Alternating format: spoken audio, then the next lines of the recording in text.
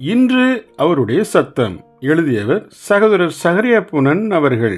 நாள் ஜூலை 27.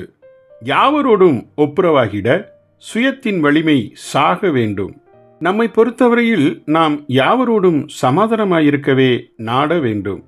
ஒருவேளை நீங்கள் யாரையேனும் தீமையாக பேசிவிட்டால் உடனடியாக அவரிடம் மன்னிப்பு கேட்டு ஒப்புரவாகிவிட வேண்டும். இவ்வாறு செய்யும்படியே இயேசுவும் கூறினார். உன் எதிராளியோடு வழியில் இருக்கும்போதே சீக்கிரமாய் அவனுடனே நல்மனம் பொருந்து என இயேசு கூறினார். மத்தேயு 5:25. இங்கு இயேசு குறிப்பிட்ட எதிராளி தேவ வசனமே ஆகும். நம்மோடு பேசும் தேவனுடைய வார்த்தைக்கு அல்லது மனசாட்சிக்கு கீழ்ப்படியாது இருக்கும்போது அந்த தேவனுடைய வார்த்தை முடிவில் நமக்கே எதிராளியாக வந்து நிற்கும். எதிராளியோடு வழியில் இருக்கும்போதே என இயேசு குறிப்பிட்ட வழியில் இருக்கும்போதே என்பதற்கு பொருள் இன்னமும் நாம் உயிரோடு இருக்கும்போதே என்பதே பொருளாகும். இவ்வாறு தன் வழியிலேயே தன் ஜீவிய காலத்திலேயே ஒப்புரவாகாத ஒருவனை எதிராளியாய் மாறிய தேவ வார்த்தை முடிவில் நியாயாதிபதியாகிய தேவனிடத்தில் அவனை நியாயந்தீர்க்கும்படி ஒப்பு கொடுத்து விடும். இன்று தேவன் நம்முடைய தகப்பனாகவே இருக்கிறார்.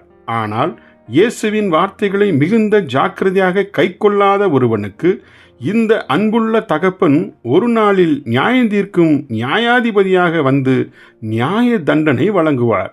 இதை இயேசு குறிப்பிடும்போது, நீ ஒரு காசும் குறைவின்றி கொடுத்து தீர்க்கு மட்டும் அவ்விடத்திலிருந்து புறப்பட மாட்டாய் என மத்தேயு 5:26 கூறினார். அதாவது அம்மனுஷனை நியாயாதிபதி நித்திய ஆக்கினைக்குள்ளாக தீர்த்து விடுவார் என்பதே இவ்வசனத்தின் பொருளாகும்.